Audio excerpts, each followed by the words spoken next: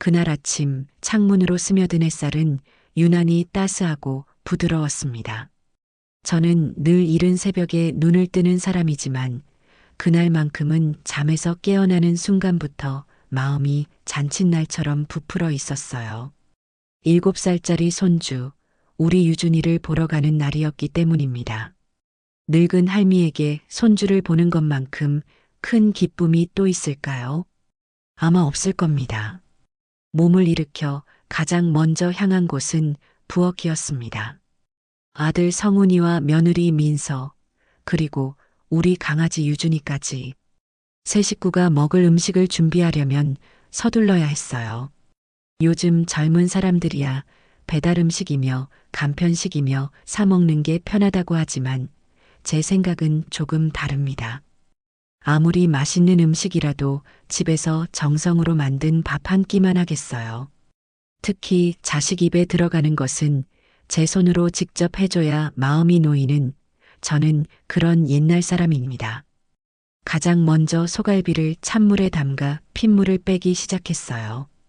어제 장에 가서 가장 좋고 실한 놈으로 골라온 갈비였죠. 밤이며 대추, 은행도 하나하나 껍질을 까서 정성껏 다듬었습니다. 우리 성훈이가 어릴 적부터 이 갈비찜 하나는 기가 막히게 좋아했거든요. 짭조름하면서도 달큼한 양념에 밥을 쓱쓱 비벼 먹는 아들의 모습을 떠올리니 저도 모르게 입가에 미소가 번졌습니다. 며느리는 단 음식을 그다지 좋아하지 않으니 양념은 너무 달지 않게 조절해야지요. 유준이는 부드러운 살코기를 잘 먹으니 압력솥에 푹 삶아 뼈에서 살이 스르르 발라지도록 해야 하고요. 한속 가득 갈비찜을 앉혀놓고 나니 마음 한구석이 든든해지는 기분이었습니다. 다음은 잡채를 만들 차례. 손이 많이 가는 음식이지만 잔칫날 같은 오늘에 빠질 수는 없지요. 시금치는 살짝 데쳐 소금과 참기름으로 조물조물 무치고 당근과 양파, 버섯은 각각 채 썰어 기름에 살짝 볶아냅니다. 불린 당면을 간장 양념에 졸여내다 모든 재료를 한데 넣고 버무리는 그 순간 고소한 참기름 냄새가 온 집안에 진동을 했어요. 이 냄새를 맡으면 아, 내가 정말 사는 것 같구나 하는 생각이 들곤 합니다. 마지막으로 통깨를 솔솔 뿌려 커다란 유리 그릇에 소복이 담아냈습니다.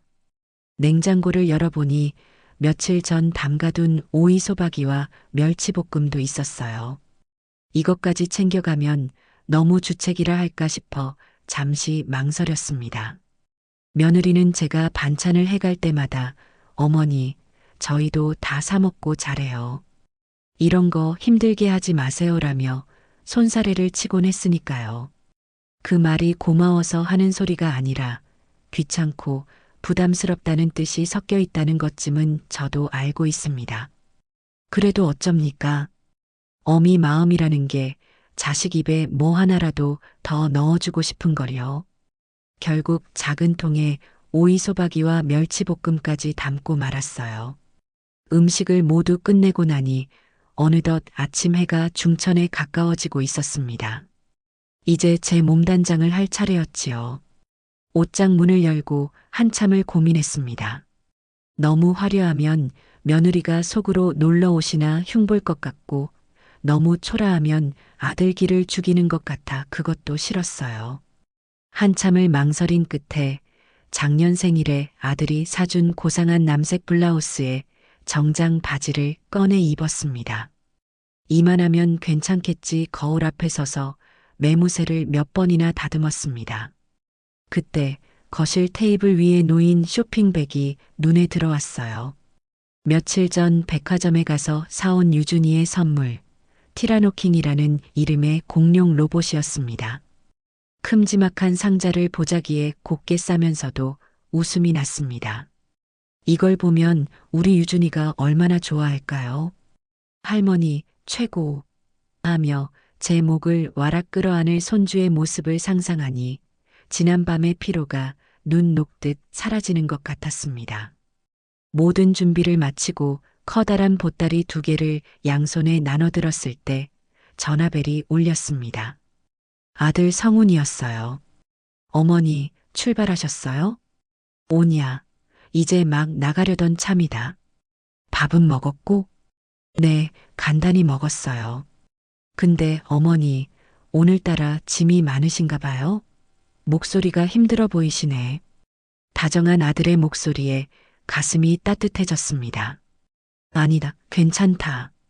우리 강아지 줄 선물에 너희들 먹을 반찬 조금 쌌더니 그렇지 하고 대답하는 순간이었습니다. 수화기 너머로 아들의 목소리보다 더 날카롭고 선명한 소리가 들려왔습니다. 어머니, 오늘 꼭 오셔야 한대? 며느리 민서의 목소리였어요. 분명 성훈이에게 묻는 말이었지만 그 말의 칼끝은 정확히 저를 향하고 있었습니다. 순간 양손에 들었던 짐의 무게가 갑자기 천근만근처럼 느껴졌어요. 심장이 쿵 하고 차갑게 내려앉는 기분이었습니다. 전화기 저편의 아들은 잠시 머뭇거리는 듯 했어요. 그 짧은 침묵이 제게는 영원처럼 길게 느껴졌습니다. 아니, 그게 아니라. 성훈이가 무언가 변명을 하려 했지만 저는 서둘러 그 말을 끊었습니다. 애써 아무것도 듣지 못한 척 최대한 밝고 명랑한 목소리를 쥐어짰어요. 그럼 이따 보자꾸나. 할미가 우리 유준이 보고 싶어서 얼른 가야겠다. 끊는다. 대답도 듣지 않고 서둘러 전화를 끊었습니다. 못 들은 척하는 것이 지금으로서는 최선이었어요. 여기서 제가 서운한 티라도 내면 아들 녀석은 중간에서 또 얼마나 난처해지겠습니까? 그래, 민서도 애 키우고 살림하느라 힘드니 그럴 수 있지. 내가 이해해야지 스스로를 다독이며 현관문을 나섰습니다. 하지만 한번 가라앉은 마음은 쉬이 떠오르지 않았습니다. 버스 정류장으로 걸어가는 내내 양손에 들린 짐이 저를 땅으로 끌어당기는 것만 같았어요. 버스에 올라 창가에 자리를 잡고 앉았습니다.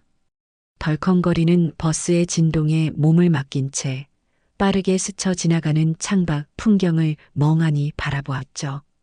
제가 사는 동네는 아직 낡은 다세대 주택이 많은 정겨운 곳인데 버스가 아들네 동네에 가까워질수록 풍경은 완전히 달라졌습니다. 하늘을 찌르듯이 솟은 고층 아파트들이 숲처럼 빽빽하게 들어서 있었어요. 저 아파트 중 하나에 내 아들이 산다는 사실이 대견하고 자랑스러웠습니다. 남편이 일찍 세상을 뜨고 저는 시장 좌판에서 국밥을 팔아 성훈이를 키웠습니다. 손에 물마를 날 없이 허리 한번 제대로 펴지 못하고 악착같이 일했지요. 제 고생을 알아주는지 성훈이는 어릴 적부터 쏙 한번 썩이지 않고 바르게 자라주었습니다. 좋은 대학을 나와 번듯한 회사에 취직하고 어여쁜 며느리까지 얻어 가정을 꾸렸을 때 저는 이제야 내 인생의 숙제를 다 끝낸 기분이었습니다. 하지만 언제부턴가 아들의 성공이 저와 아들 사이에 보이지 않는 벽을 만드는 것 같다는 생각이 들기 시작했어요.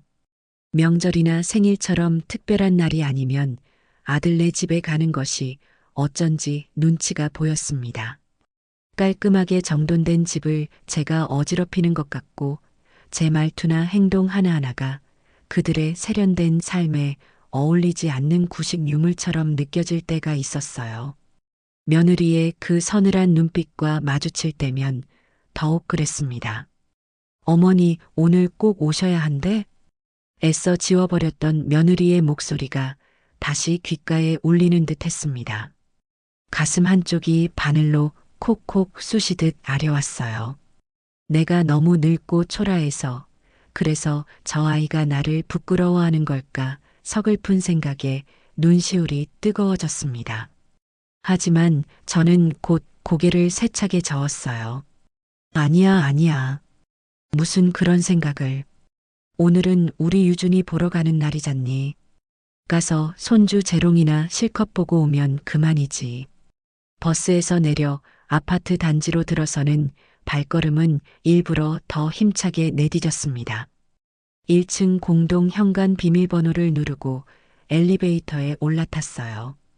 21층을 향해 부드럽게 올라가는 엘리베이터 안에서 저는 다시 한번 마음을 다잡았습니다. 그래, 괜찮다. 다 괜찮아. 아들 얼굴 보고 손주 얼굴 보면 다 괜찮아질 거야. 그렇게 스스로에게 몇 번이고 주문을 외우며 저는 희망의 끈을 놓지 않으려 애쓰고 있었습니다. 그때까지는 몰랐습니다. 그날 그 희망의 끈이, 제 평생의 인연의 끈이 그렇게 속절없이 끊어져 버린 줄은 말입니다. 21층. 엘리베이터 문이 소리 없이 열리자 익숙하면서도 낯선 복도가 나타났습니다. 양손에 들린 짐을 고쳐 들고 아들네 집 현관문 앞에 섰어요. 반들반들하게 닦여 광이 나는 짙은 색의 문. 그 위에는 흔한 장식 하나 달려있지 않았습니다. 며느리 민서의 성격을 꼭 닮은 문이라고 저는 속으로 생각했습니다. 겉은 번지르르 하지만 속을 알 수 없고 정을 붙이기엔 어딘가 차갑고 어려운 구석이 있는. 오른손을 들어 초인종을 눌렀습니다. 맑고 경쾌한 멜로디가 울려 퍼졌지만 문 안에서는 아무런 기척도 느껴지지 않았어요. 유준이가 낮잠을 자나? 다시 한번 버튼을 눌렀습니다. 이번에도 안은 조용했습니다. 어깨에 맨 가방이며 양손에 든 짐의 무게가 슬슬 버거워지기 시작했어요. 갈비찜을 담은 냄비가 묵직하게 팔을 잡아당겼습니다. 잠시 짐을 내려놓고 허리를 펴는데 그제야 인터폰 스피커에서 치직거리는 소리가 났습니다. 누구세요? 짜증이 한가득 섞인 며느리의 목소리였습니다. 분명 제 전화를 받고 오고 있다는 사실을 알 텐데 누구냐고 묻는 저 목소리. 저는 그 짧은 한마디에 담긴 의미를 모를 만큼 어리숙하지 않습니다. 왜 벌써 왔냐는 타박과 반갑지 않다는 노골적인 표현이었지요. 하지만 저는 애써 웃는 얼굴을 만들며 대답했습니다. 나다 애미야. 문 좀 열어다오. 스피커 너머로 아주 짧은 한숨소리가 들리는 것 같았어요. 착각이었을까요? 이윽고 철컥하는 소리와 함께 육중한 현관문이 느릿하게 열렸습니다. 문틈으로 보이는 며느리의 얼굴에는 그 어떤 반가움의 기색도 없었습니다. 그저 오늘 처리해야 할 귀찮은 업무를 마주한 회사원 같은 건조하고 무표정한 얼굴이었지요. 어머니 오셨어요. 그래, 우리 유준이는 어디 있니?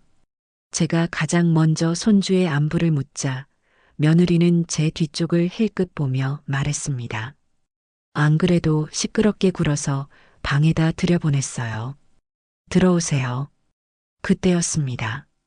며느리의 말이 끝나기 무섭게 안방문이 활짝 열리며 유준이가 맨발로 뛰어나왔습니다. 할머니 하는 외침과 함께 제 품에 와락 안기는 작은 몸. 저는 그 순간을 위해 오늘 아침부터 그 모든 수고를 했던 겁니다. 양손에 짐을 내려놓고 작은 등을 토닥이며 아이를 꼭 껴안았어요.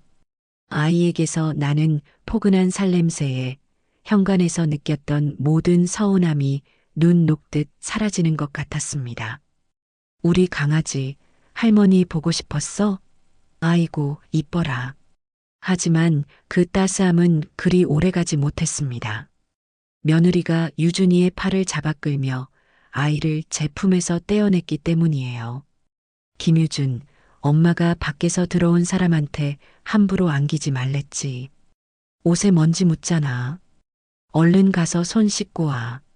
밖에서 들어온 사람. 먼지. 며느리가 무심하게 뱉은 말들이 비수처럼 날아와 제 가슴에 박혔습니다. 하루에도 몇 번씩 청소기를 돌리고 걸레질을 하는 제 집보다 이 집이 더 깨끗할지는 모르겠지만 손주를 안아주는 할미를 먼지 묻은 외부인 취급하는 그 태도에 말문이 막혔습니다. 유준이는 엄마의 서슬 퍼런 기세에 금세 풀이 죽어 욕실로 총총 사라졌어요. 썰렁해진 현관에 저와 며느리 단둘만 남았습니다. 저는 어색한 분위기를 무마하려 애써 밝게 웃으며 들고 온 짐을 가리켰습니다. 내가 좋아하는 잡채랑 성훈이가 좋아하는 갈비찜 좀 해왔다. 유준이 먹을 것도 넉넉히. 어머니, 며느리는 제 말을 부드럽게 하지만 단호하게 끊었습니다. 그리고는 제가 내민 보따리를 받아들지도 않은 채 말했어요. 이런 거 정말 안 해오셔도 괜찮아요. 저희 집 냉장고 작은 거 아시잖아요. 넣을 자리도 마땅치 않아요. 그리곤 보란 듯이 냉장고 문을 열어 보였습니다. 안에는 정체 모를 소스가 담긴 병들과 배달 음식 용기 몇 개가 전부였어요. 텅 비어 자리가 넉넉하다 못해 횡한 냉장고를 보여주며 자리가 없다고 말하는 저 신보를 저는 도무지 이해할 수가 없었습니다. 내가 음식을 안 해 먹으니 냉장고가 비어 있는 것이지 내가 가져온 반찬 때문이 아니지 않느냐 목구멍까지 차오른 말을 꾹 삼켰어요. 그리고 어머니, 유준이 입맛이 좀 까다로워요. 간이 조금만 세거나 안 먹던 음식이면 아예 입에도 안 돼요. 죄송하지만 어머니가 해주신 건 잘 안 먹더라고요. 그 말에는 정말이지 피가 거꾸로 솟는 기분이었습니다. 지난번에 왔을 때 제 앞에서 갈비찜이며 나물 반찬이며 밥 한 그릇을 뚝딱 비우던 유준이의 얼굴이 눈앞에 선한데 말입니다. 아이의 식성까지 제멋대로 규정하며 제 정성을 밀어내는 며느리의 태도에 저는 더 이상 할 말을 잃었습니다. 어쩔 수 없이 제가 가져온 음식 보따리를 주방 구석, 식탁 밑에 내려놓았습니다. 따뜻한 온기를 품고 있던 갈비찜 냄비가 차가운 타일, 바닥 위에서 서럽게 느껴졌어요. 아, 이건 유준이 선물인데. 하나 남은 희망인 공룡 로봇을 내밀자 며느리는 그제야 마지못해 선물을 받아들었습니다. 어머, 또 로봇이네요. 애들 장난감 너무 비싸지 않아요? 이런데 돈 쓰지 마세요, 어머니. 고맙습니다라는 말 한마디 없이 며느리는 장난감 상자를 소파 위에 툭 던져 놓았습니다. 마치 길에서 받은 전단지 한 장을 취급하듯이요. 우선 소파에 앉아 계세요. 차 한 잔 내어드릴게요. 며느리는 저를 거실로 안내했습니다. 모델하우스처럼 꾸며진 거실은 먼지 한 톨 없이 깔끔했지만 사람 사는 온기는 전혀 느껴지지 않았어요. 크고 푹신해 보이는 소파에 몸을 맡겼지만 제 마음은 가시방석에 앉은 듯 불편하기만 했습니다. 잠시 후 며느리는 제가 이름도 모를 허브차가 담긴 찻잔을 들고 나타났습니다. 찻잔을 내려놓는 소리가 유난히 차갑고 날카롭게 들렸어요. 드세요, 어머니. 심신 안정에 좋은 캐모마일 차예요. 향긋한 차 향기가 코끝을 스쳤지만 제 마음은 조금도 안정되지 않았습니다. 아니나 다를까 며느리는 맞은편 소파에 앉자마자 기다렸다는 듯 입을 열기 시작했습니다. 본격적인 탐색전의 시작이었지요. 어머니, 요즘 경기도 안 좋다는데 상가 임대료는 잘 들어오나요? 역시나 첫 질문은 돈 이야기였습니다. 저는 찻잔을 든 채로 희미하게 웃으며 대답했어요. 그럼 꼬박꼬박 잘 들어오고 말고. 걱정 마라. 다행이네요. 요즘 같은 세상에 현금 흐름이 있다는 게 얼마나 중요한지 몰라요.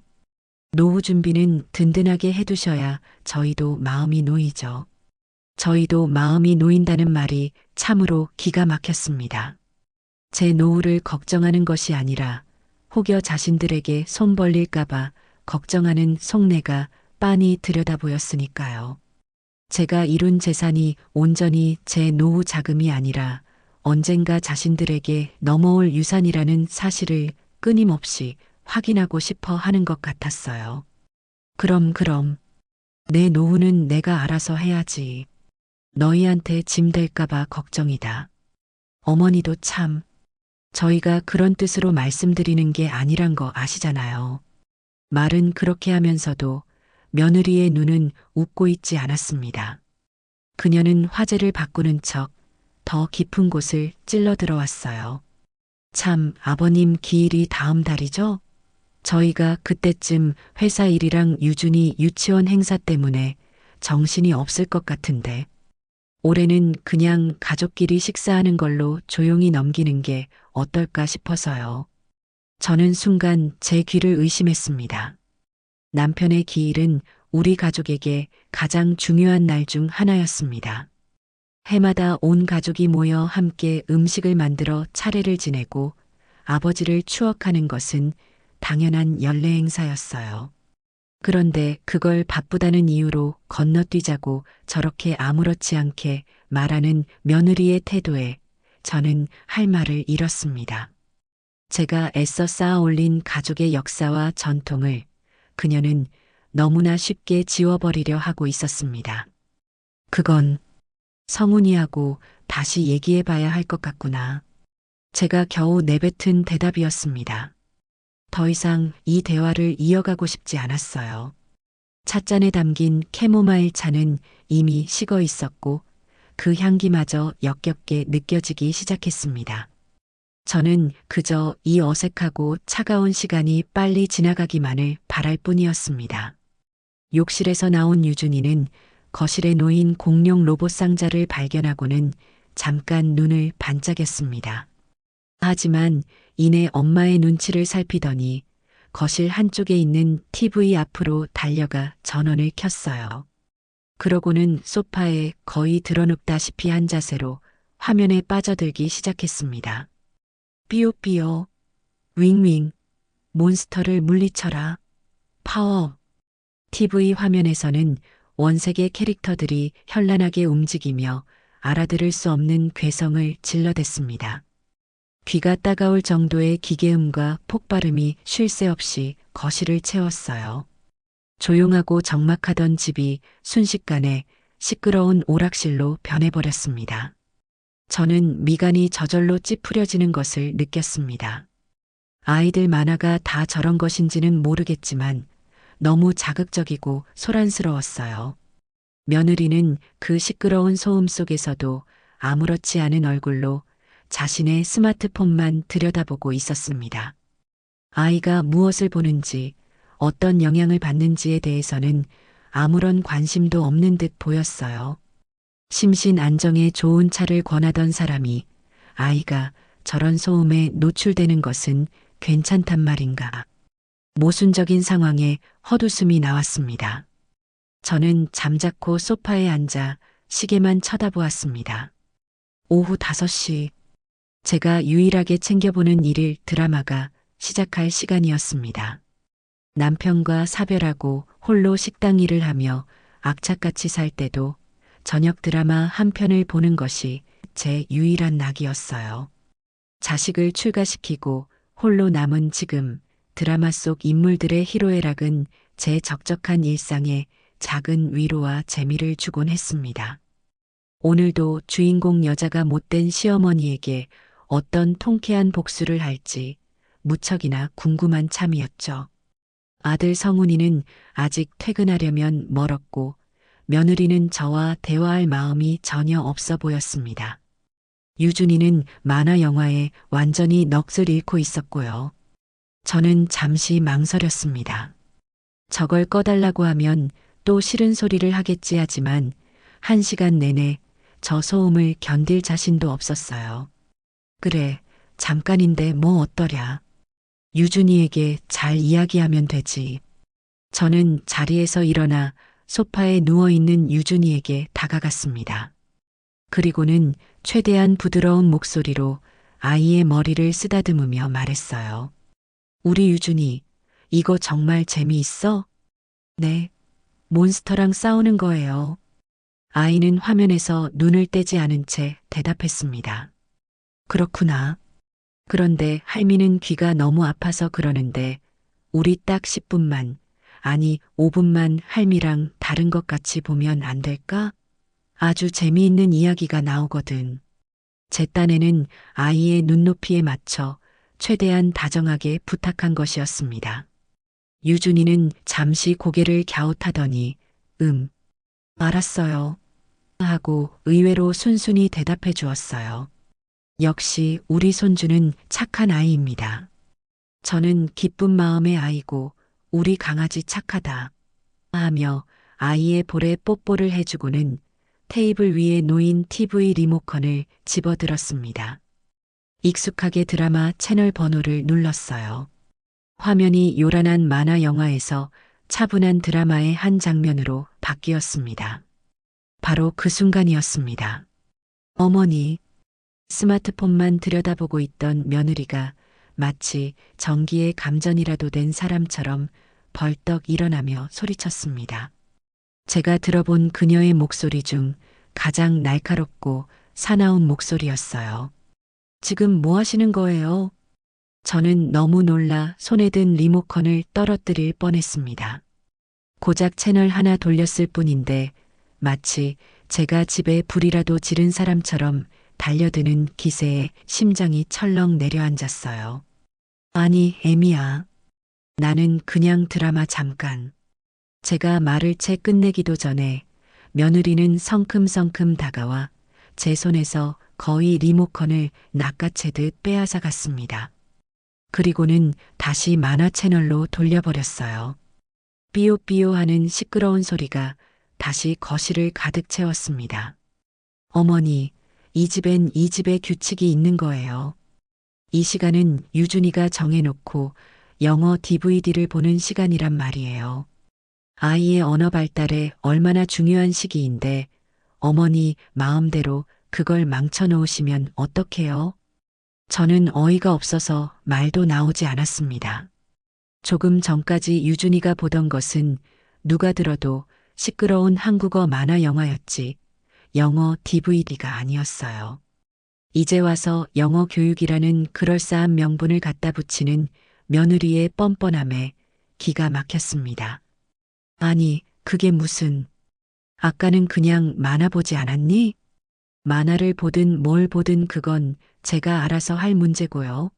어머니는 왜 남의 집 일에 그렇게 사사건건 간섭을 하세요? 여기가 어머니 안방인 줄 아세요? 남의 집, 안방. 며느리가 내뱉는 단어 하나하나가 날카로운 유리 조각이 되어 제 심장을 후벼 팠습니다. 제 아들이 가장이고 제 피부치인 손주가 사는 이 집이 어느새 저에게는 남의 집이 되어버린 것이었습니다. 애미야, 말이 너무 심한 거 아니냐? 내가 어떻게 해? 제 목소리는 서러움에 가늘게 떨리고 있었습니다. 하지만 며느리는 조금도 물러서지 않았어요. 오히려 제 나약한 반박에 더 기세등등해져서 팔짱을 끼고 저를 위아래로 훑어보며 말했습니다. 제가 뭘 틀린 말했어요? 이러니까 젊은 사람들이 늙은이들이랑 상종하기 싫어한다는 거예요. 자기 생각만 맞고 남의 말은 들으려고도 안 하잖아요. 소통이 안 되잖아요. 소통이. 늙은이. 제 두 귀를 의심했습니다. 지난 세월 자식 하나 잘 키워보겠다고 시장 바닥을 뒹굴며 온갖 모진 말을 다 들어봤지만 제 자식의 아내에게서 제 며느리에게서 저런 말을 듣게 될 줄은 꿈에도 몰랐습니다. 온몸의 피가 차갑게 식는 기분이었습니다. 세상이 무너져 내리는 것 같았어요. 어머니 때문에 애 놀란 거 안 보이세요? 며느리는 울음이 터지기 일보 직전인 유준이를 가리키며 저를 몰아세웠습니다. 어른들의 싸늘한 분위기에 겁을 먹은 아이는 금방이라도 눈물을 쏟을 듯한 얼굴로 저와 엄마를 번갈아 쳐다보고 있었어요. 아이를 방패 삼아 저를 죄인으로 만드는 그 교활함에 저는 아무 대꾸도 할 수 없었습니다. 제가 무슨 말을 한들 애 앞에서 못하는 소리가 없으시네요 라는 핀잔만 돌아올 게 뻔했습니다. 저는 그저 망연자실한 채로 서 있었습니다. 고작 TV 채널 하나 바꾼 것이 한평생 자식을 위해 헌신해온 늙은 어미를 소통 안 되는 늙은이로 만들어버리는 엄청난 잘못이었던가요? 머릿속이 하얗게 비어버려 아무 생각도 나지 않았습니다. 손끝이 파르르 떨려왔고 다리에 힘이 풀려 주저앉을 것만 같았어요. 에미야, 나는 정말 그런 뜻이 아니었다. 그냥 드라마가 보고 싶어서 거의 기어들어가는 목소리로 변명을 해보려 했지만 며느리는 코웃음을 치며 제 말을 잘랐습니다. 됐고요. 어머니 드라마가 제 자식 교육보다 중요하세요? 정말 이기적이시네요. 이기적. 그 말이 제게는 사형 선고처럼 들렸습니다. 제 인생 전부를 바쳐 키운 아들인데 그 아들이 이룬 가정에서 저는 한낱 이기적인 늙은이 취급을 받고 있었습니다. 더 이상의 대화는 무의미했어요. 아니, 불가능했습니다. 며느리는 저와 대화를 할 생각이 전혀 없었고 그저 이 기회에 저를 완전히 짓밟아 자신의 서열을 확인시키고 싶어 하는 것 같았습니다. 바로 그때 현관 도어록 비밀번호 누르는 소리가 들렸습니다. 띠리릭 띠리리릭 하는 소리에 이어 문이 열리며 아들 성훈이가 들어왔습니다. 저는 그 순간 구세주라도 만난 기분이었습니다. 그래, 성훈이가 오면 상황이 정리될 거야. 내 아들은 내 편을 들어주겠지 한 줄기 희망이 제 마음속에서 피어올랐습니다. 다녀와. 엄마 와 계셨어요? 그런데 분위기가 왜 이래? 퇴근 후에 피곤함이 역력한 얼굴의 성훈이는 싸늘하게 얼어붙은 거실 풍경과 금방이라도 울음을 터뜨린 듯한 아들, 그리고 이글이글 타오르는 눈으로 저를 노려보는 아내의 얼굴을 보고는 당황한 기색을 감추지 못했습니다. 저는 애원하는 눈빛으로 아들을 바라보았습니다. 제발 내 아들아, 이 어미의 억울함을 좀 풀어다오. 여보 왔어? 마침 잘 왔네. 어머니한테 좀 여쭤봐. 이 집이 아직도 당신 어머니 집인 줄 아시는지. 며느리는 기다렸다는 듯이 남편에게 포문을 열었습니다. 성훈이는 저와 아내 사이에서 어쩔 줄 몰라 하며 우물쭈물했어요. 여보, 왜 그래? 엄마한테. 왜 그러냐니. 당신 어머니가 방금 무슨 짓을 했는지 알아? 유준이 영어 DVD 보는 시간에 마음대로 채널 돌리고 내가 뭐라고 하니까 오히려 나한테 큰 소리 치시잖아. 내가 이 집에서 애 교육도 마음대로 못 시켜? 터무니없는 거짓말이었습니다. 제가 언제 큰 소리를 쳤단 말입니까? 억울함에 입을 열려 했지만 며느리의 기세에 눌린 성훈이는 이미 고개를 푹 숙이고 있었습니다. 당신은 중간에서 역할 좀 똑바로 해. 맨날 당신이 어중간하게 구니까 어머니가 우리를 우습게 보고 저렇게 멋대로 행동하시는 거 아니야. 이럴 거면 당신 어머니 모시고 나가서 살아. 며느리가 악을 쓰듯 소리치자 성훈이는 완전히 기가 죽어 아무 말도 하지 못했습니다. 그저 미안해. 여보라며 기어들어가는 목소리로 아내에게 사과할 뿐이었어요. 그 모습을 보는 순간 제 마음속에 피어올랐던 마지막 희망의 불씨가 차갑게 꺼져버렸습니다. 아들은 제 편이 아니었습니다. 아니, 애초에 편을 들어줄 용기조차 없는 사람이었습니다. 아내의 등살에 밀려 제 어미에 찢어지는 가슴을 외면해버리는 그저 나약한 사내일 뿐이었어요. 저는 그 순간 이 집에서 더 이상 버틸 힘도 이유도 없다는 것을 깨달았습니다. 제 표정에서 모든 것을 체념했음을 읽었는지 며느리는 승자의 미소를 지으며 결정타를 날렸습니다. 그녀는 주방으로 성큼성큼 걸어가더니 제가 가져온 음식 보따리를 들고 나왔습니다. 그리고는 제 겉옷과 가방까지 챙겨 들고 현관 앞에 보란듯이 내려놓았어요. 어머니, 오늘은 이만 돌아가 보셔야겠어요. 저희도 좀 쉬어야 해서요. 그것은 정중한 요청의 형식을 띤 가장 모멸적인 추방의 명령이었습니다.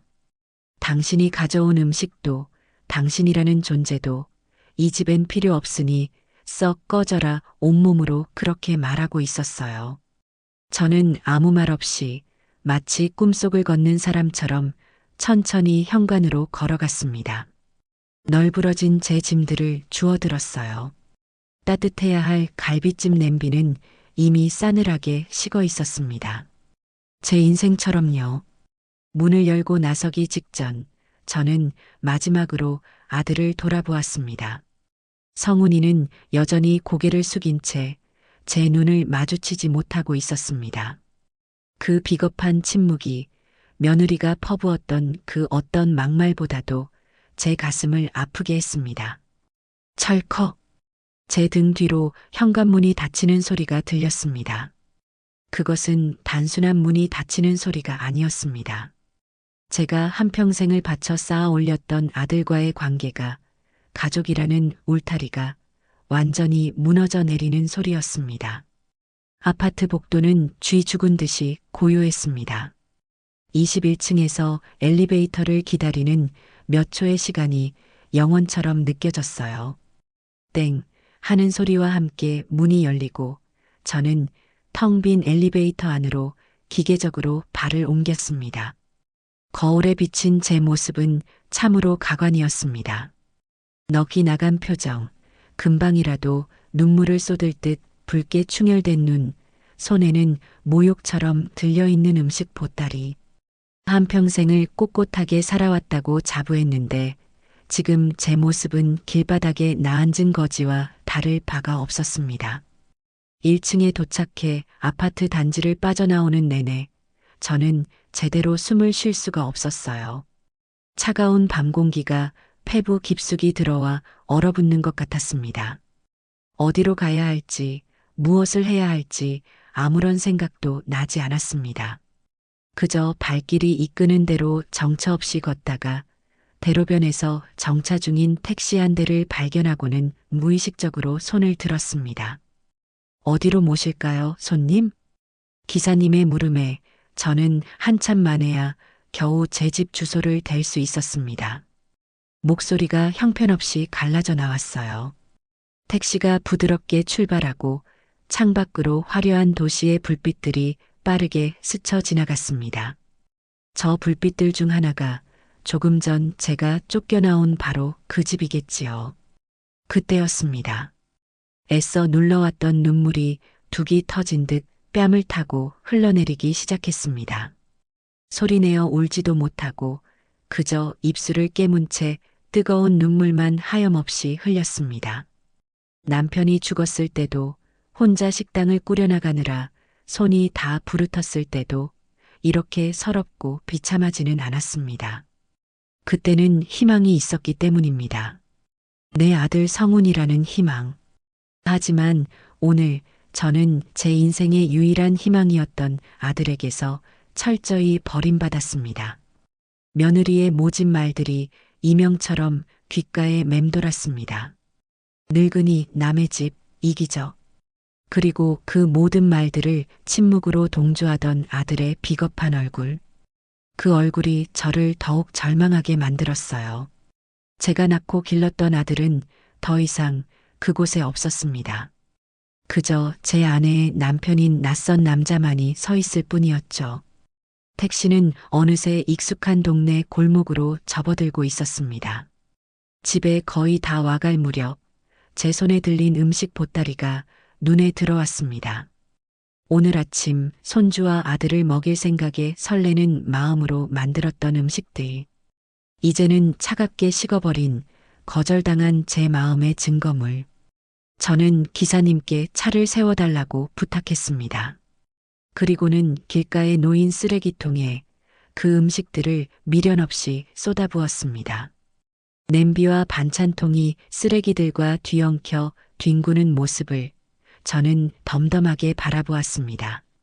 무언가 아주 중요한 것이 제 안에서 완전히 부서져 내리는 순간이었습니다. 집에 도착해 현관문을 열고 들어섰습니다. 불 꺼진 집은 거대하고 텅 빈 동굴처럼 저를 맞았습니다. 불을 켤 기력도 없어 어둠 속에서 더듬거리며 거실 소파에 주저앉았습니다. 정막. 아들네 집에 그 시끄러웠던 만화 영화 소리가 차라리 그리울 지경이었습니다. 어둠 속에서 눈을 감자 과거의 기억들이 파노라마처럼 펼쳐졌습니다. 시장 좌판에서 뜨거운 국밥을 나르던 젊은 날에나 교복을 입은 성훈이의 손을 잡고 졸업식에 갔던 날, 아들이 처음으로 월급을 타서 내게 내복을 사주었을 때의 감격, 그 모든 순간들이 저를 살게 했던 힘이었습니다. 그 모든 것의 끝이 고작 쫓겨나는 늙은이 신세란 말인가. 허무함과 분노가 뒤섞여 속이 메스꺼웠습니다. 그때 제 머릿속에 며느리가 던졌던 질문들이 다시 떠올랐습니다. 상가 임대료는 잘 들어오냐던 질문. 노후 준비는 든든히 해두었냐던 질문.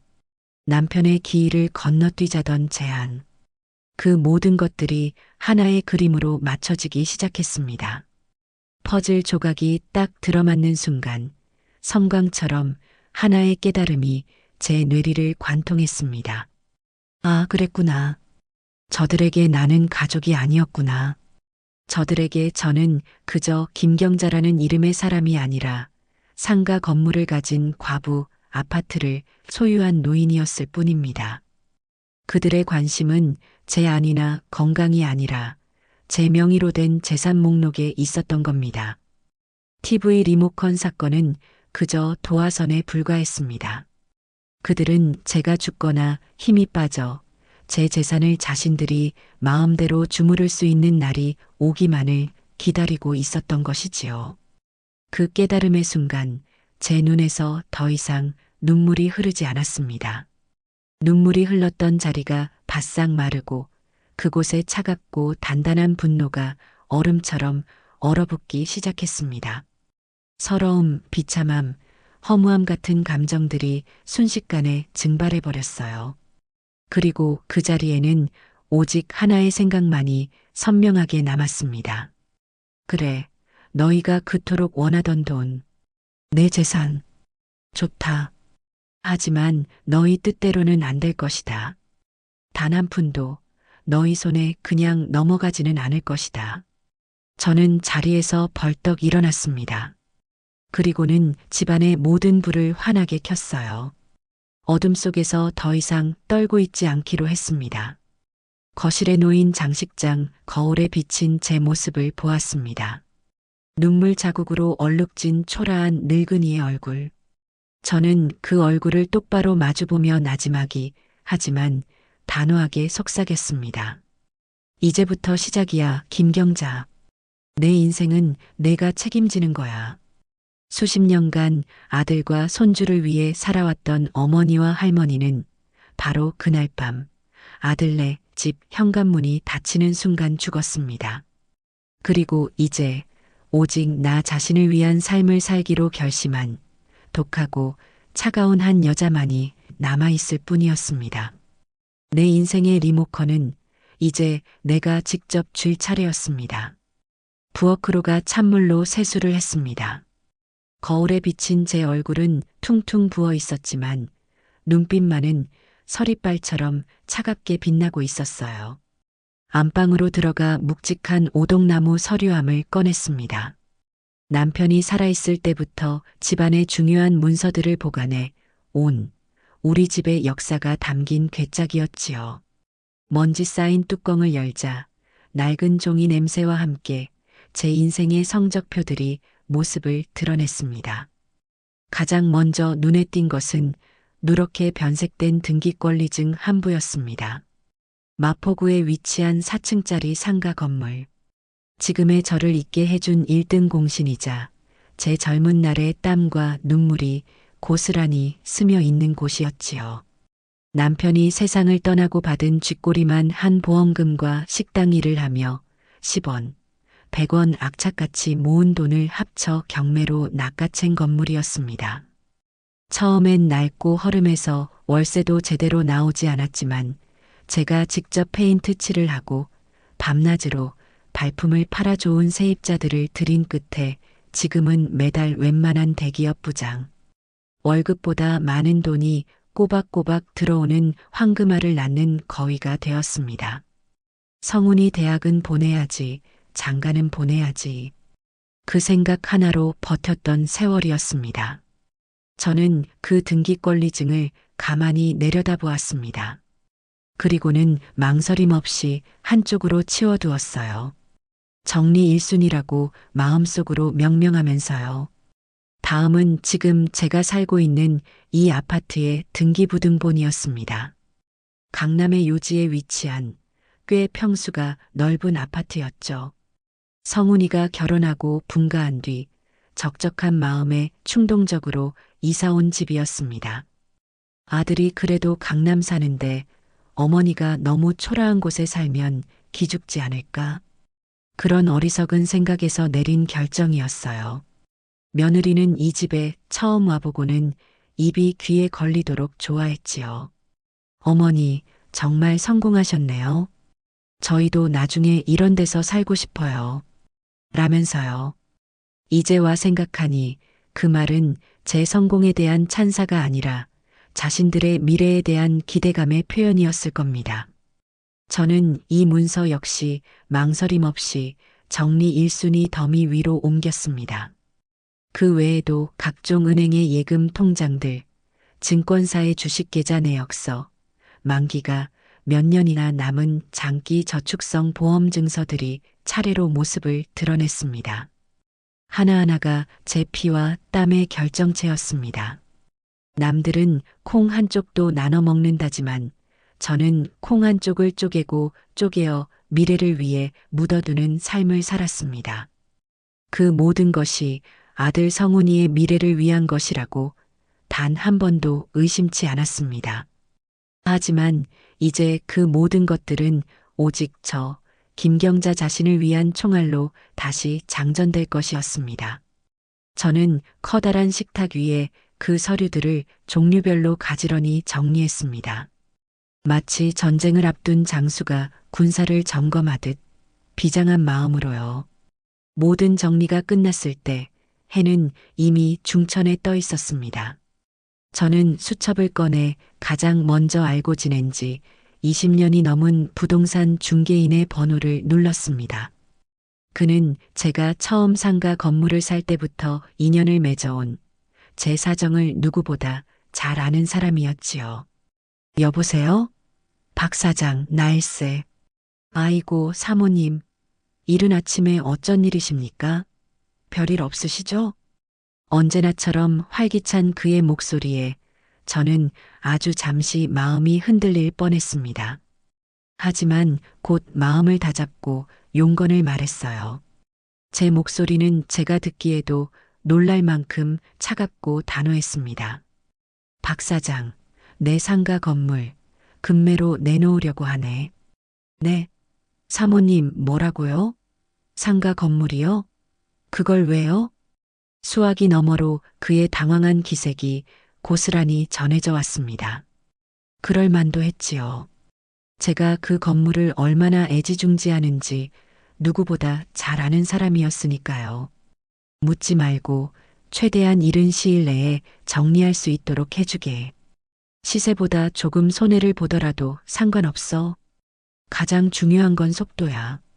아, 그리고 이 일은 성훈이에게는 절대 비밀로 해주게. 내 아들한테는 한마디도 흘리면 안 되네. 알겠나? 사모님, 혹시 무슨 일 있으신 겁니까? 어디 편찮으시기라도 한 거예요? 아니면 성훈 씨 사업에 무슨 문제라도. 그런 거 아닐세. 그냥 내 인생을 좀 정리하고 싶어서 그러는 거야. 그러니 박 사장은 내가 시키는 대로만 해주면 되네. 더 이상 질문을 허락하지 않는 제 목소리에 그도 결국 알겠습니다, 사모님. 일단 물건부터 알아보고 다시 연락드리겠습니다라며 전화를 끊었습니다. 첫 번째 임무를 완수한 저는 다음 목표를 위해 숨을 골랐습니다. 이제 남은 것은 제 유일한 피부치, 아들 성훈과의 관계를 정리하는 것이었습니다. 아니나 다를까 점심시간이 조금 지났을 무렵 성훈이에게서 전화가 걸려왔습니다. 화면에 뜨는 내 아들이라는 글자를 보는 순간 어젯밤의 비참함과 배신감이 다시금 심장을 핥히는 것 같았어요. 받을까 말까 수십 번을 망설였습니다. 하지만 이 전쟁을 시작한 이상 피할 수는 없는 노릇이었지요. 저는 심호흡을 한 번 하고 통화 버튼을 눌렀습니다. 여보세요. 엄마, 전화 받았네. 엄마, 미안해. 어제는 정말. 아들의 목소리는 잔뜩 풀이 죽어 있었습니다. 예상했던 대로의 레퍼토리였어요. 아내 핑계를 대고 자신의 나약함을 변명하며 어물쩍 넘어가려는 속셈이겠지요. 어제까지의 저였다면 됐다.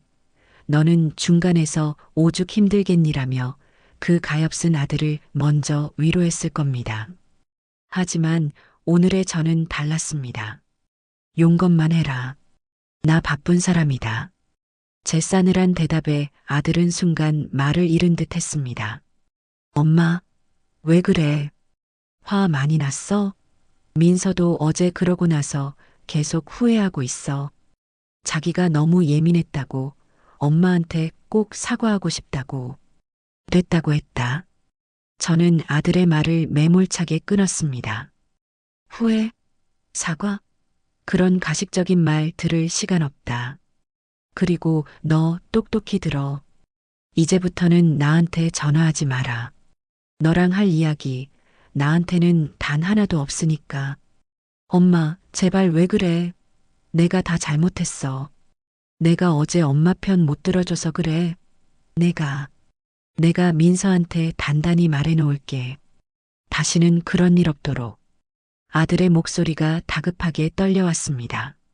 하지만 그 변명은 이미 식어버린 제 마음에 그 어떤 울림도 주지 못했습니다. 시끄럽다. 이제 와서 그런 말이 무슨 소용이냐?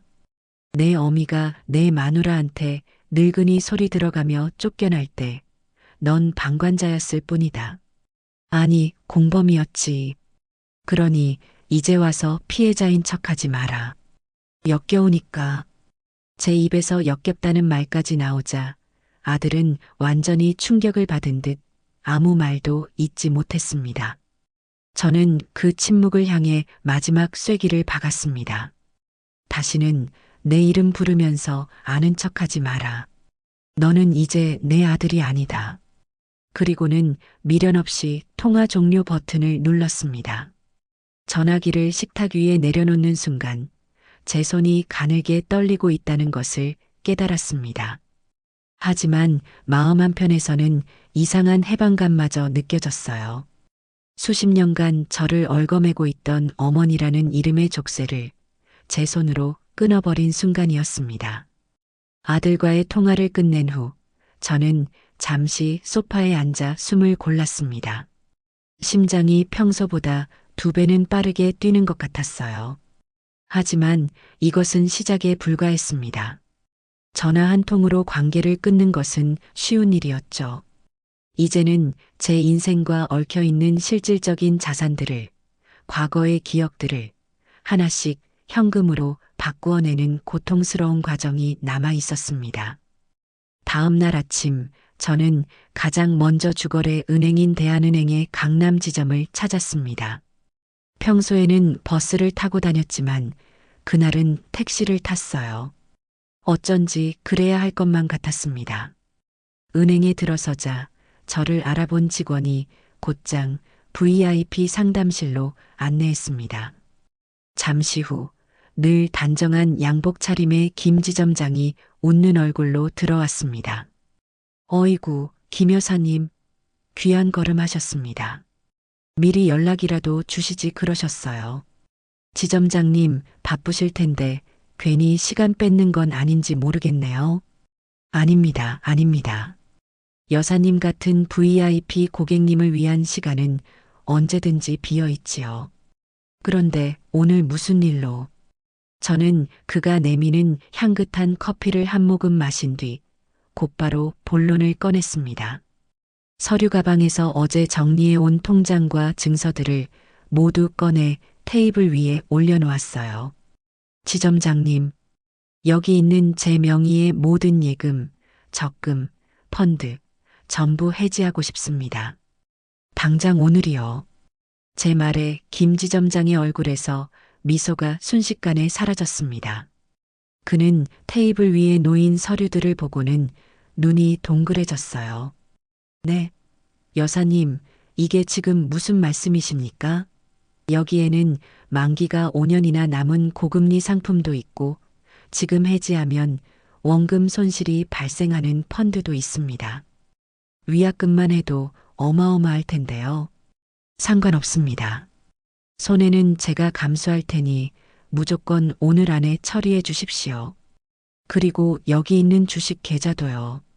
삼성전자, 현대차, SK. 전부 시장가로 매도해 주세요. 여사님, 제발 다시 한번 생각해 보십시오. 지금 주식 시장이 좋지 않아 파시면 손해가 막심합니다.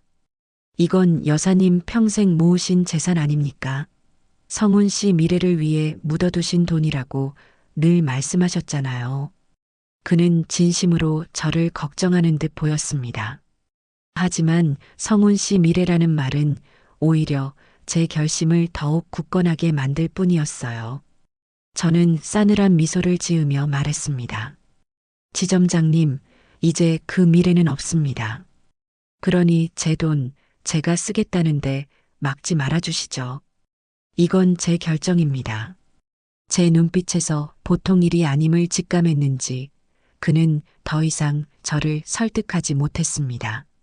한숨을 길게 내쉰 그는 결국 직원들을 불러 제 요청 사항을 처리하기 시작했어요. 수많은 서류에 사인을 하고 비밀번호를 누르는 과정이 몇 시간에 걸쳐 이어졌습니다. 통장의 숫자들이 해지 절차를 거쳐 하나의 입출금 계좌로 모이는 것을 모니터로 지켜보았습니다. 수십 년간 켜켜이 쌓아 올린 제 과거가 차가운 숫자로 변해 한 곳에 모이는 광경이었죠.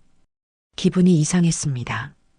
허무한 것 같기도 하고 오히려 후련한 것 같기도 한 복잡한 감정이었습니다. 은행 일을 마치고 나오자 부동산 박 사장에게서 전화가 걸려왔습니다. 그의 목소리는 무척이나 흥분되어 있었어요. 사모님, 세상에 이런 일이. 마침 사모님 건물에 눈독 들이던 젊은 사업가가 있었는데 급매 소식을 듣자마자 시세보다 조금 낮은 가격에 바로 계약하겠다고 합니다. 정말 파실 겁니까? 물론이지. 계약 날짜 최대한 빨리 잡아주게. 일은 일사천리로 진행되었습니다. 며칠 후 저는 박 사장의 부동산 사무실에서 제 인생의 분신과도 같았던 상가 건물을 매각하는 계약서에 도장을 찍었습니다. 건물을 사들인 사람은 30대 후반의 야망 넘치는 젊은 남자였어요. 반짝이는 눈으로 건물의 미래 가치에 대해 떠드는 그의 모습에서 저는 아주 오래전에 제 모습을 보는 듯 했습니다.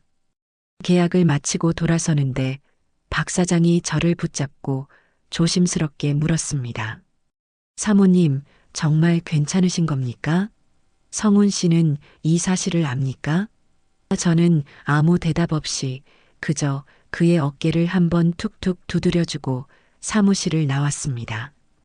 괜찮지 않았지만 괜찮아야만 했습니다. 집으로 돌아온 저는 이제 집안의 물건들을 정리하기 시작했습니다. 가장 먼저 중고 명품과 고가구들을 처분하는 업체에 전화를 걸었어요. 다음 날 감정사라는 사람들이 집으로 들이닥쳤습니다. 그들은 제 집안 곳곳을 돌아다니며 물건의 가격표를 붙이기 시작했어요. 남편이 결혼 선물로 사주었던 이탈리아제 대리석 식탁 500만 원. 성훈이를 대학에 보내고 자축하는 의미에서 샀던 무명 화가의 풍경화 320만 원. 며느리에게 물려주려고 샀지만 한 번도 꺼내보지 못했던 다이아몬드 목걸이, 시세 변동이 심해 감정 보류. 그들은 제 추억과 역사가 담긴 물건들을 오직 돈이라는 가치로만 평가하고 해체했습니다. 저는 그 과정을 소파에 앉아 묵묵히 지켜보았어요. 마음이 아플 줄 알았는데 이상하게도 담담했습니다. 오히려 제 몸에 붙어 있던 군더더기 살들을 도려내는 것처럼 시원한 기분마저 들었어요. 그들이 가구와 귀중품들을 싣고 나간 후 집은 군데군데 이가 빠진 것처럼 휑해졌습니다. 하지만 그 텅 빈 공간이 제게는 더없이 자유롭게 느껴졌습니다. 저는 이제 과거의 기억이 아니라 오직 현금만을 손에 쥔 사람이 되었습니다. 과거를 팔아 미래를 산 셈이지요. 세상에 비밀은 없는 법입니다. 특히 돈과 관련된 소문은 날개라도 달린 듯 상상도 못할 속도로 퍼져나가기 마련이지요. 제가 상가 건물을 팔았다는 소식이 아들 내외의 귀에 들어가는 데는 그리 오랜 시간이 걸리지 않았습니다. 아마도 저를 걱정한 부동산 김 사장이 혹은 은행 지점장이 아들 성훈이에게 넌지시 운을 띄웠을 겁니다. 소식을 들은 첫날 아들에게서 부재중 전화가 37통이나 와 있었습니다. 받지 않았습니다. 저녁에는 문자 메시지가 쉴 새 없이 도착하기 시작했어요. 처음에는 그저 애원하는 내용이었습니다. 엄마, 전화 좀 받아봐. 제발. 이게 다 무슨 소리야? 엄마가 상가를 팔았다니 사실이야? 엄마, 내가 정말 잘못했어. 그날 일은 100번, 1000번 내가 죽을 죄를 지었어. 제발 만나서 이야기 좀 해. 응? 저는 그 문자들을 읽고 표정 하나 바꾸지 않은 채 모두 삭제했습니다. 다음 날이 되자 문자의 내용은 조금씩 달라지기 시작했어요. 애원이 통하지 않자 이제는 원망과 협박이 섞여 나오기 시작했습니다. 엄마, 어떻게 우리한테 한마디 상의도 없이 그런 결정을 할 수 있어? 그 건물이 엄마만의 재산이야? 아빠가 남긴 유산이기도 하잖아. 나한테도 권리가 있는 거라고. 권리라는 단어를 보는 순간 저는 실소를 금할 수 없었습니다. 아비의 제사상도 귀찮아하던 녀석이 이제 와서 유산과 권리를 들먹이고 있었습니다. 돈이 사람을 얼마나 추하게 만드는지 저는 제 아들을 통해 똑똑히 배우고 있었습니다. 그리고 사흘째 되던 날 오후 사건이 터지고야 말았습니다. 딩동딩동 하는 소리와 함께 현관 초인종이 미친 듯이 울리기 시작했어요. 저는 인터폰 화면을 켰습니다. 화면 속에는 잔뜩 겁에 질린 얼굴의 아들과 머리를 풀어 헤치고 금방이라도 통곡할 듯한 표정의 며느리가 서 있었습니다. 올 것이 왔구나 싶었죠. 어머니, 저 민서예요. 문 좀 열어주세요, 어머니. 며느리는 인터폰 카메라를 향해 울부짖기 시작했습니다. 연기인지 진심인지 모를 눈물을 펑펑 쏟아내면서요. 어머니, 제가 다 잘못했어요. 제가 그날 미쳤었나 봐요. 제가 못된 년이에요. 제발 얼굴 뵙고 사죄드릴 수 있게 문 한 번만 열어주세요. 네. 저는 소파에 앉아 차를 마시며 그 광경을 말없이 지켜보았습니다. 예전 같았으면 저 모습에 마음이 약해져 문을 열어주었을지도 모릅니다. 하지만 지금 제 마음은 남극의 빙하보다도 차갑게 얼어붙어 있었습니다. 돌아가라. 제가 인터폰을 통해 나지막이 말하자 두 사람은 화들짝 놀랐습니다. 엄마, 나 성훈이야. 엄마, 제발 이러지 마. 우리 얼굴 보고 이야기해. 아들이 문을 두드리며 외쳤습니다. 할 말 있으면 앞으로 내 변호사 통해서 하게. 변호사라니. 엄마, 그게 무슨 말이야. 우리가 왜 변호사를 통해? 내 재산에 권리가 있다고 주장하는 사람과는 법으로 대화하는 게 맞지 않겠니? 제 차가운 대답에 아들은 충격을 받은 듯 더 이상 말을 잇지 못했습니다. 잠시 정적이 흐른 후 이번에는 며느리가 다시 악을 쓰기 시작했어요. 그녀의 본색이 드러나는 순간이었습니다. 어머니, 정말 이렇게까지 하실 거예요? 저희가 뭘 그렇게 잘못했다고. 평생 어머니만 보고 산 당신 아들한테 어떻게 이러실 수가 있어요. 재산 좀 가졌다고 사람을 이렇게 무시하고 짓밟아도 되는 거냐고요. 눈물의 악어쇼가 끝나자 이제는 본색을 드러내고 저를 비난하기 시작했습니다. 재산 좀 가졌다고. 결국 그들의 속내는 그것이었습니다. 저는 더 이상 상대할 가치를 느끼지 못했습니다. 인터폰 전원을 꺼버렸어요. 문 밖에서는 한동안 두 사람의 고함과 울음소리, 문을 쿵쿵 두드리는 소리가 이어졌습니다. 저는 거실 오디오의 볼륨을 높여 클래식 음악을 틀었습니다. 모차르트의 클라리넷 협주곡이 문 밖의 소음들을 우아하게 지워주었습니다. 1시간쯤 지났을까요? 소음이 멎고 아파트 복도는 다시 고요해졌습니다.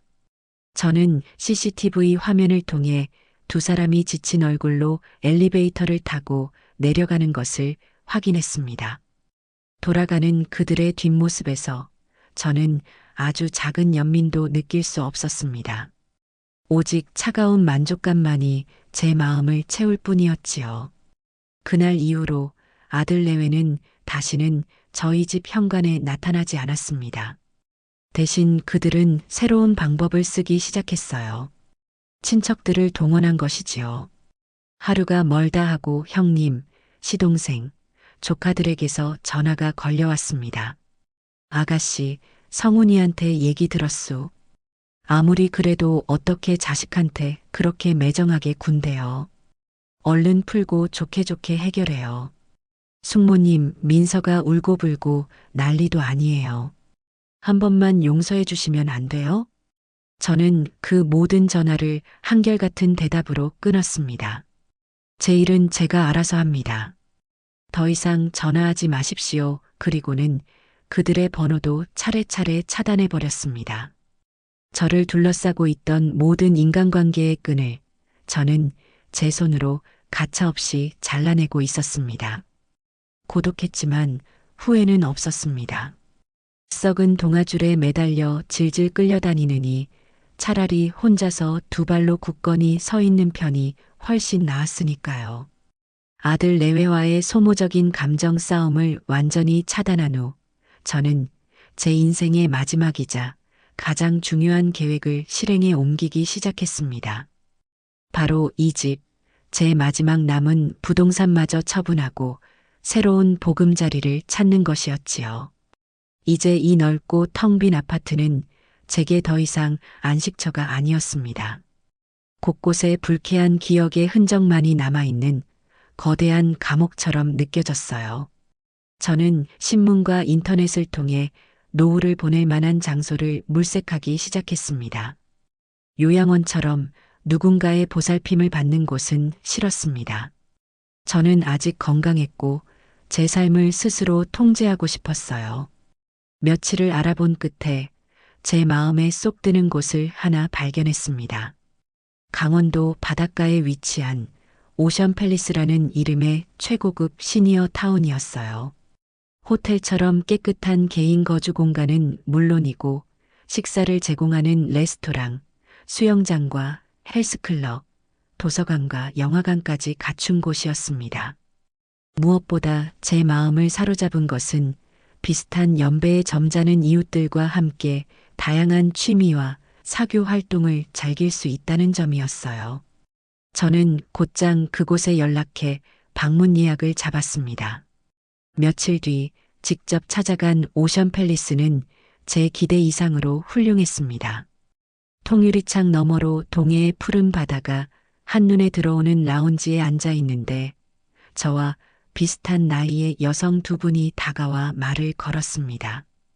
처음 오셨나 봐요?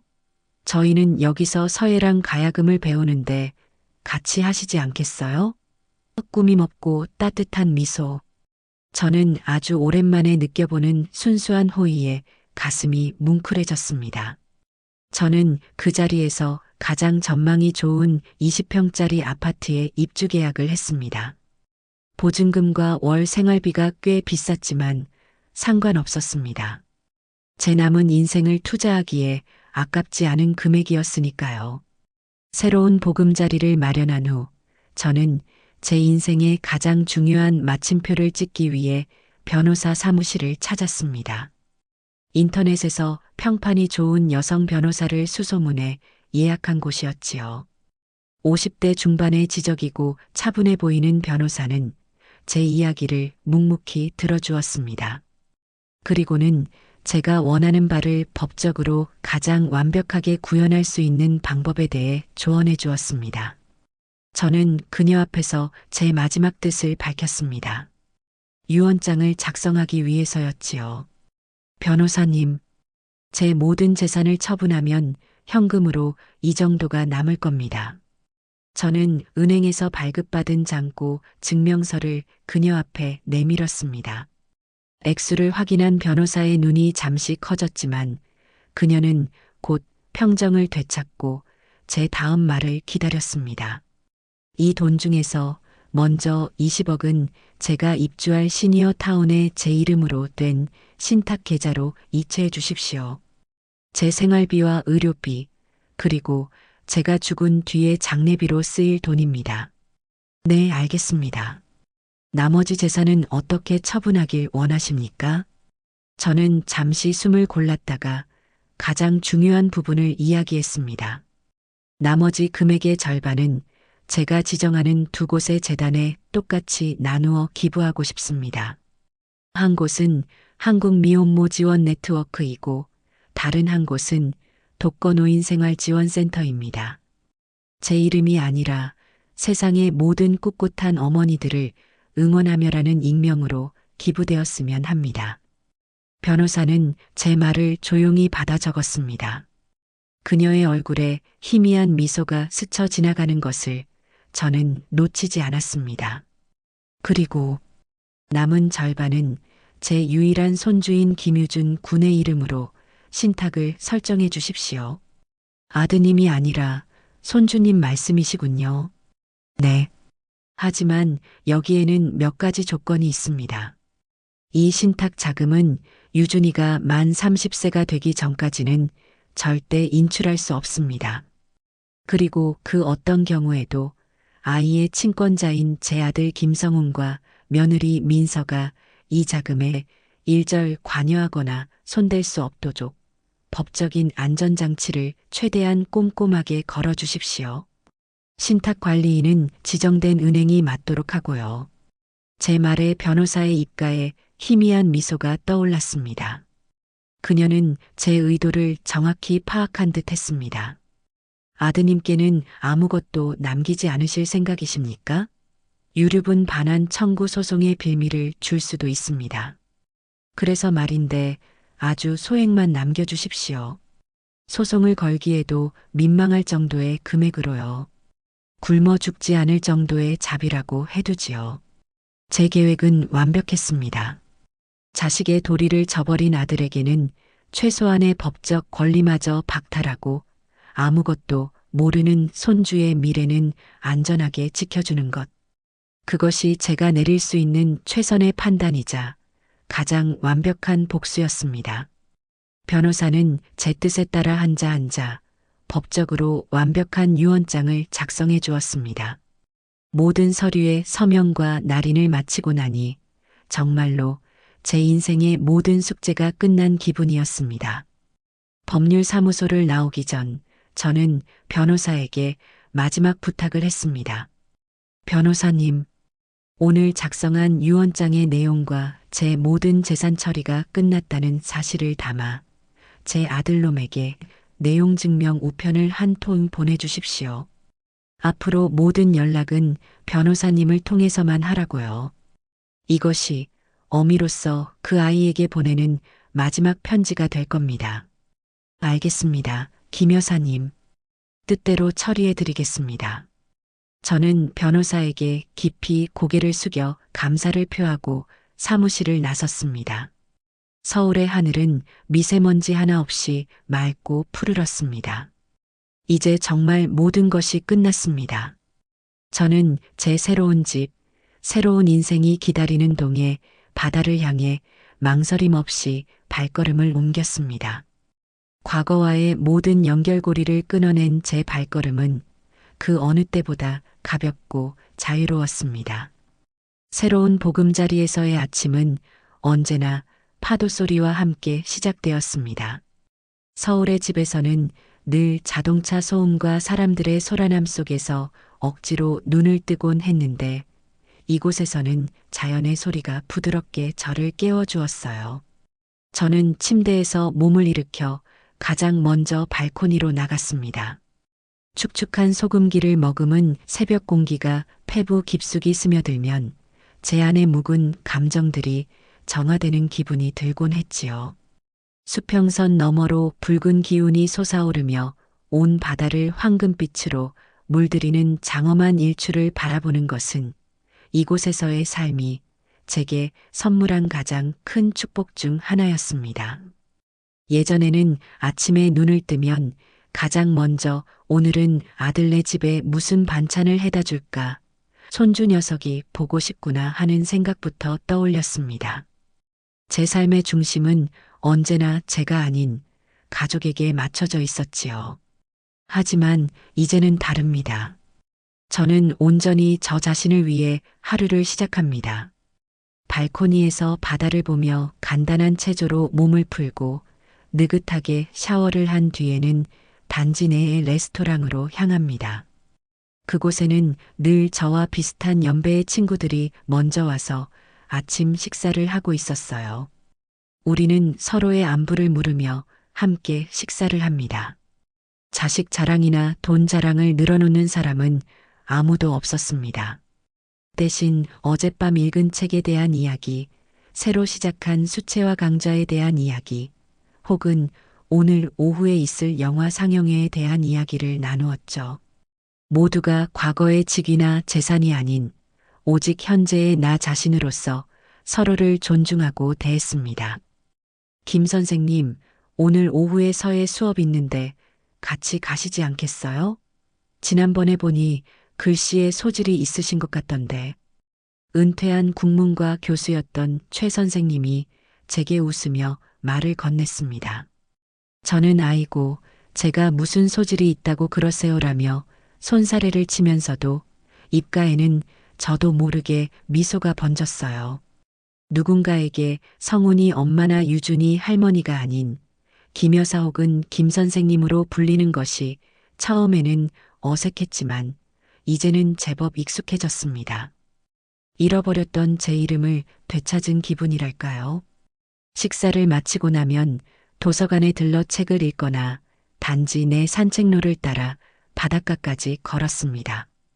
예전에는 늘 누군가를 위해 희생하고 봉사해야 한다는 강박에 시달렸는데 이제는 오롯이 저 자신만을 위한 시간을 보내는 것이 조금도 어색하거나 죄스럽지 않았어요.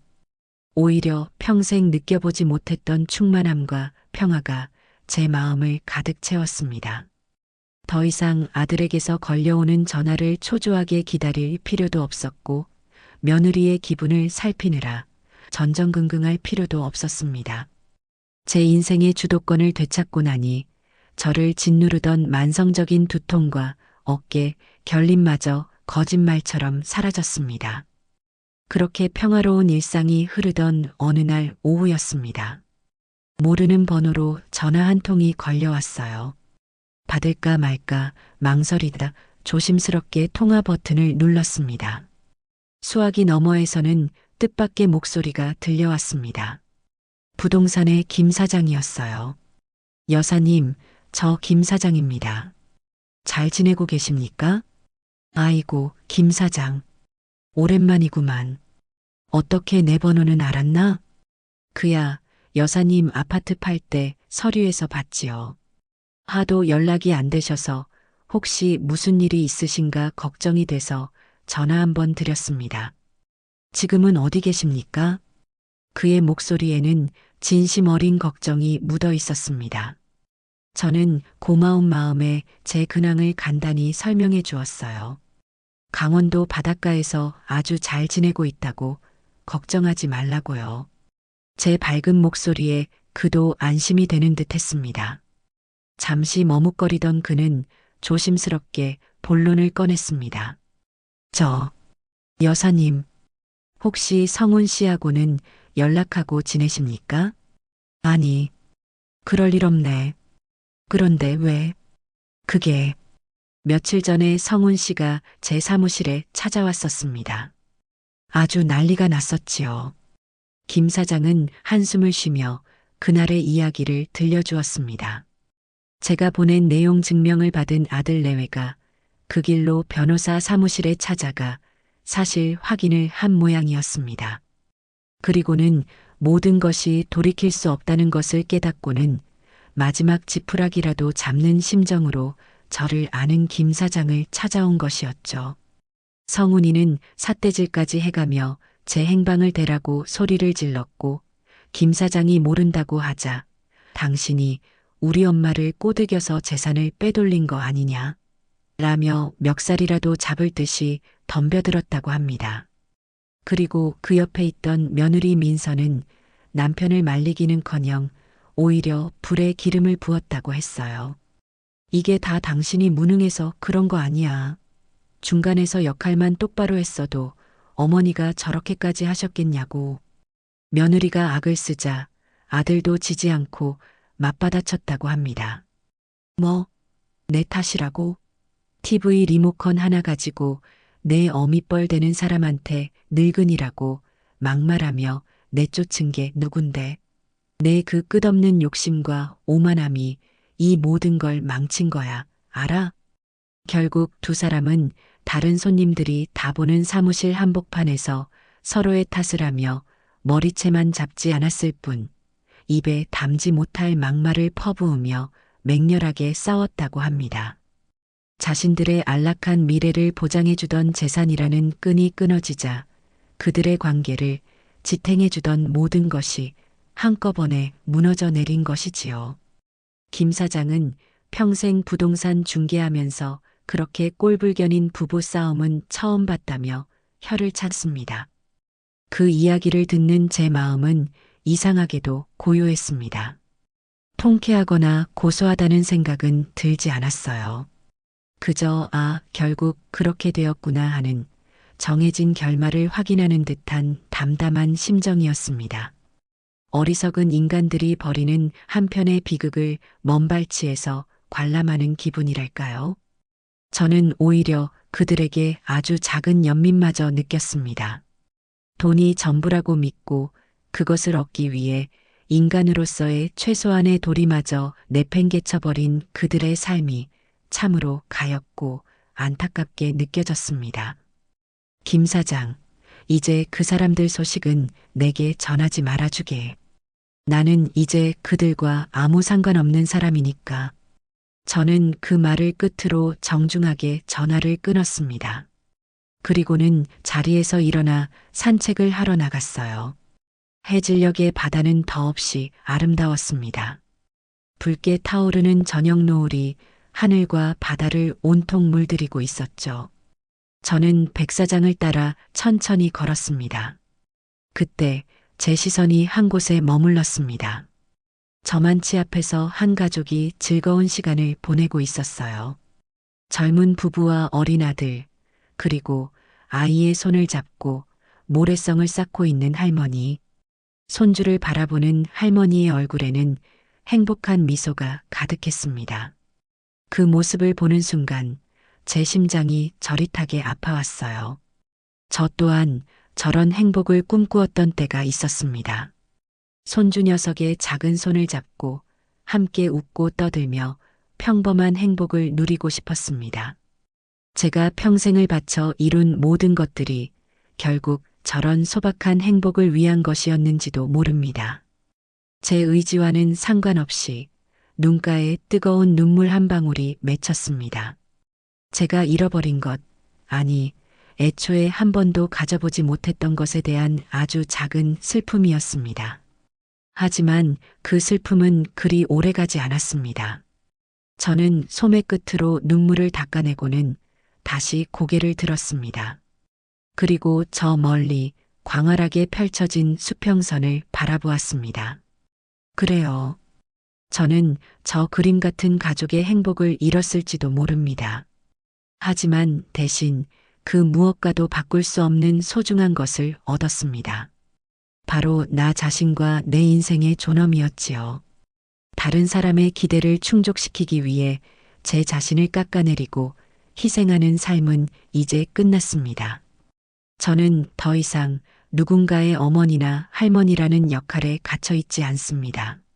저는 그저 온전한 한 사람, 김경자로서 제 삶의 마지막 장을 스스로 써내려가고 있을 뿐입니다. 저녁 바다의 바람이 제 머리카락을 부드럽게 흩날렸습니다. 혼자였지만 조금도 외롭지 않았습니다. 오히려 그 어느 때보다 완전하고 충만한 기분이었습니다. 저는 주머니에 손을 넣고 다시 제 새로운 집을 향해 발걸음을 옮겼어요. 제 인생의 리모컨은 이제 온전히 제 손안에 단단히 쥐어져 있습니다.